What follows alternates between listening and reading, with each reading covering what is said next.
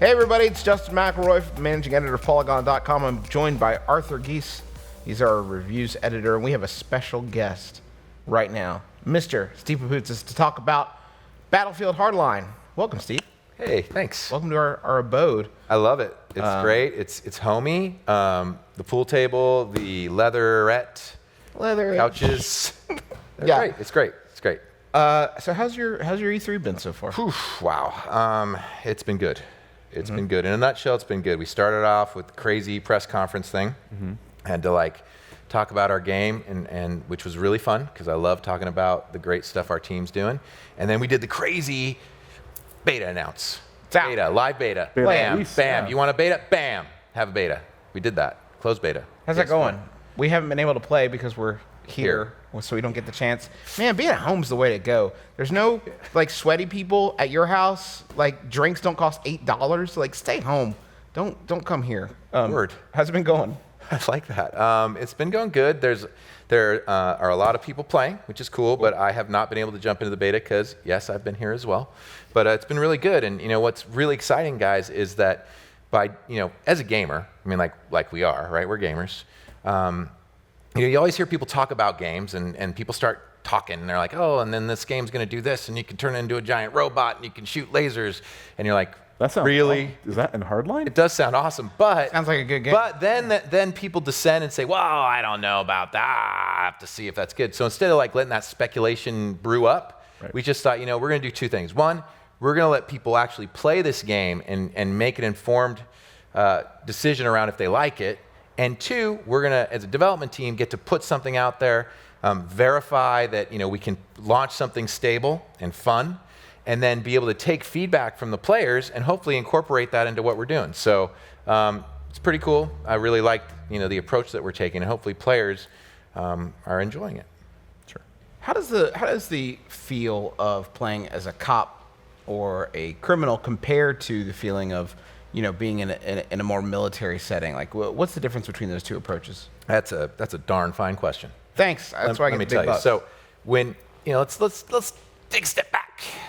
When we talk about the shooty soldier types, when they're engaging in combat, they're really far away from each other, right? Right. They're like, woo, wait, whoa, yeah, way far, right? And then they don't really talk to the other side, right? You're not like, you dirty, blah, blah. They don't do that. But in Cops and Criminals, they're totally going back and forth. Hey, you can't take me, you dirty rat. Pow, pow, pow, pow, pow. And they're shooting out, and they're closer engagement distances, and they got hot cars, and they got money, and they got all kinds of crazy stuff going on. So I guess that would be the big difference. It's it's a little bit more personal. It's a little bit more relatable because we all see the police around, and we've all seen lots of TV shows and movies and things that have cops and criminals. So I think it just winds up being a little bit more personal, and then relatable in the sense that a lot of the stuff that you get to use in the game, you go outside and jump in a cool muscle car or a motorcycle and tool around. So I don't know. Yeah. How's that? Yeah, perfect. That's That great. work? That's good. Makes sense to me. I think there's a conceit when you're playing as the military that they have access to a lot of really crazy gear. I think whatever you put in, it's believable. Somebody like me who knows nothing about nothing would see somebody in the military having whatever piece of gear in a game. Yeah, that's probably a thing. I can buy it. Do you have to scale that back a bit when you're talking about cops? Is it still going to have access to the kind of crazy gear that you'd see in the military? Well, that's a big thing. When we started working on the game, we had the same question. We were like, hey, well, wait a minute. The military, they got tanks. What do we got? Right. Well, you know what? We did some research on the interwebs, and we found out that law enforcement actually have a lot of cool, kick-ass, can I say that?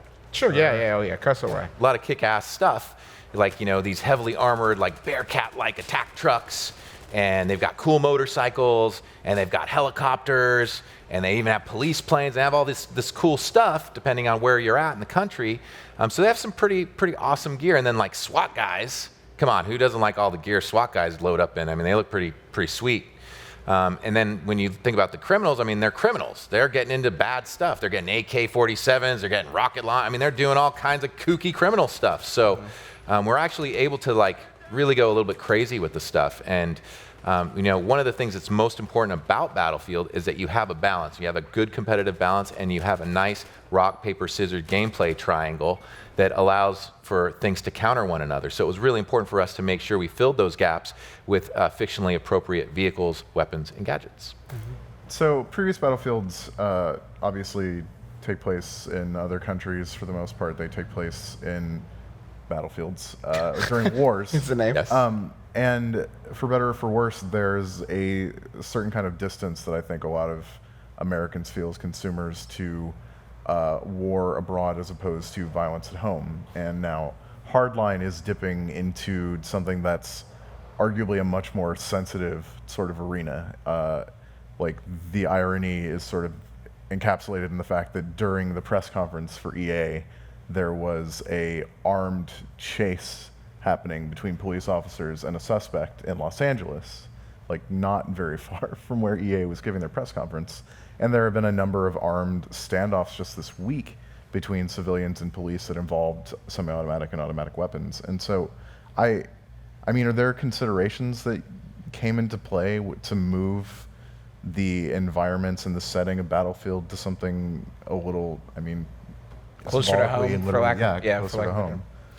Well, I mean, those events, I mean, those are unfortunate. And, I think just as an industry, video games are often like held up as like, oh, you can't do that. Like, that's despicable.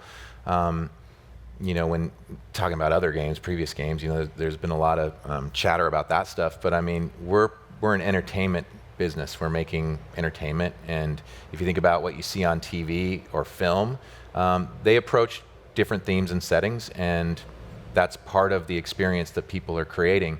I think with Battlefield in general, it's intended to be, realistic, and choosing to have something in Los Angeles and is just where we decided to go.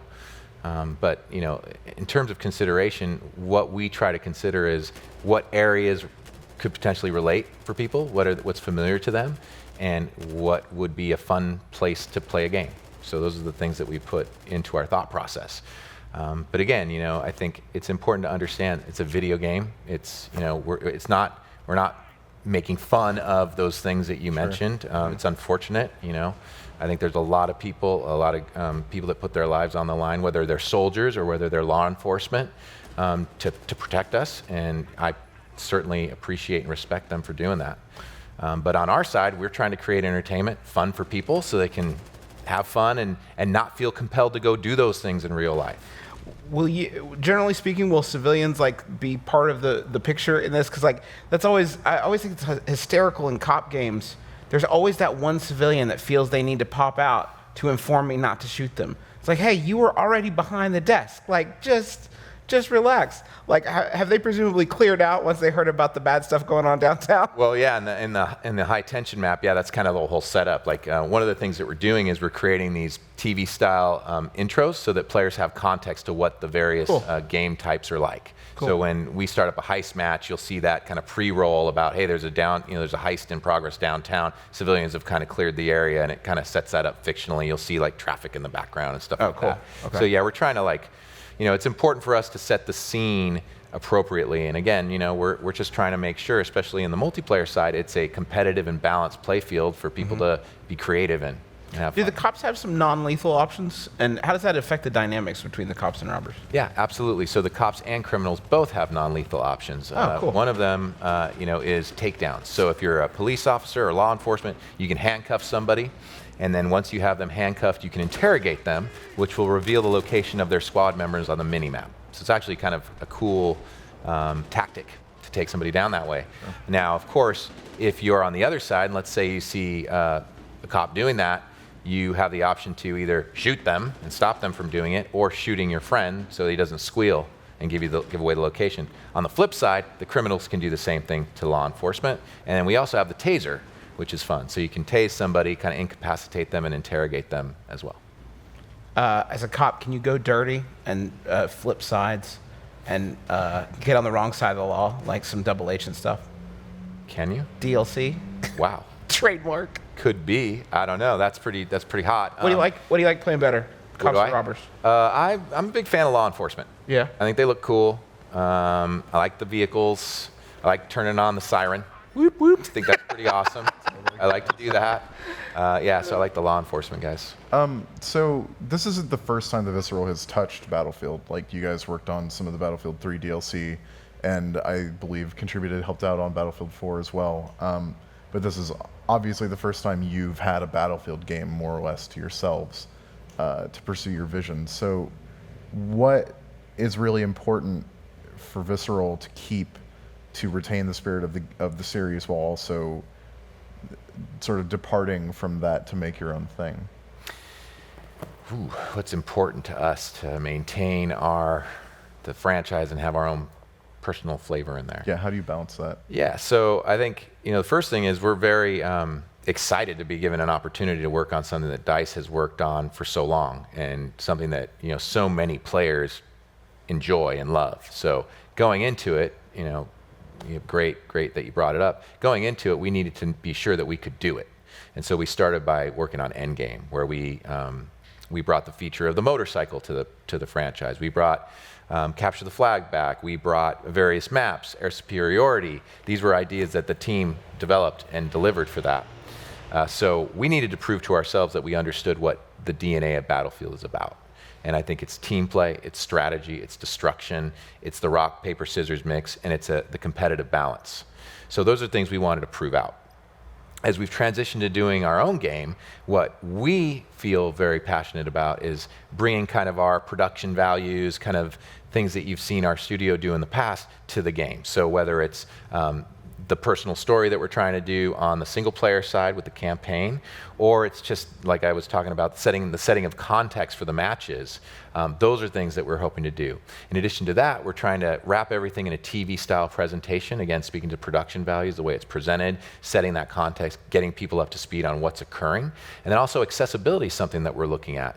Really trying to make it so it's clear for new players, hey, how do you play this thing? Because we've seen, many of us have seen and experienced what happens when somebody new comes in. Like, it's very intimidating. People are yelling at you, hey, noob, drop the health pack. Hey, dude, do this. And you don't know what to do, and it's overwhelming. So we're trying to make sure it's very clear when you're playing the match that like you can see here, the objective that you're currently trying to do, steal the money. It's on the screen. You can see it, right? And then what the objectives look like, and everything in the world is easier for people to get their heads around. The other thing we're trying to do is Battlefield's traditionally been about team play, which is awesome, but it's also been somewhat punitive if you're not doing team play. So our perspective was, let's reward people for doing team play. Let's not punish them for not doing it. Let's reward them. So we did simple things like, if you go with your squad to pick up the money in Blood Money, for instance, if you're there with your squad, you actually do it faster. So that timer to do the action goes quicker. Mm-hmm. We also did some simple things like, hey, instead of getting yelled at to drop a health pack or ammo, now you can just run up to the person that's got a health pack or ammo and hit the action button and take it from them. So they'll get it, they'll wind up getting cash. That's our in-game experience for doing that, instead of like getting yelled at to drop a pack. So it's just seems easier and just more accessible to people without changing the game drastically. But that's some of the things that we're doing to try to make it more visceral. I see what you did there. Yeah. You mentioned the presentation, the sort of the TV style presentation and more intimate relationship between the bad guys and the good guys. It seems like that would give you some opportunities for to put more emphasis on the single player campaign than I think Battlefield games traditionally have. I mean, it's there, but I think the focus has always been the multiplayer. Would you say that you're making single player more of a focus? Is it something that you'd put on par with the multiplayer experience? Well, I mean, honestly, these games are tremendously big and tremendously complicated to build. So we're putting equal emphasis on both. I think it's, single player is something that we've done in the past. We want to bring, our flavor to it and make a great, compelling single player experience, but we're not going to do that at the expense of multiplayer. So we've got, a very large, talented team working on all of it. And actually, many of the things actually span both single player and multiplayer. If you think about the gadgets, well, those go both ways. They're in both sides of the campaign, whether it's multiplayer or the story side. Vehicle work that we're doing, that translates over the weapons. There's a lot of stuff that is shared between the two. So we put equal emphasis on both. Cool. Steve, thank you so much for joining us. We really appreciate it. Can't wait to play Battlefield. When will you give it to us? October 21st in North America. Okay. And if I may, I'm trying to give away a bunch of beta codes. I've been doing that throughout the E3s. And so I am happy to give away a beta code to the first person that can send me the word Alakazam. Hashtag Alakazam. Send that to me. First person. Sorry, Andrew Wong. Hashtag Alakazam. Send that on over to me. I'll get you a beta code on PS4 or PC. Thank you. Awesome. Steve, thank you so much for joining us. Arthur, thank you so much for being here. Justin, you nailed it, buddy. Thanks. You're too kind. Aced it. And thanks so much to you for watching our video. We got a lot more on Polygon.com. Go click on everything over there. And thank you for being here. We'll see you again real soon.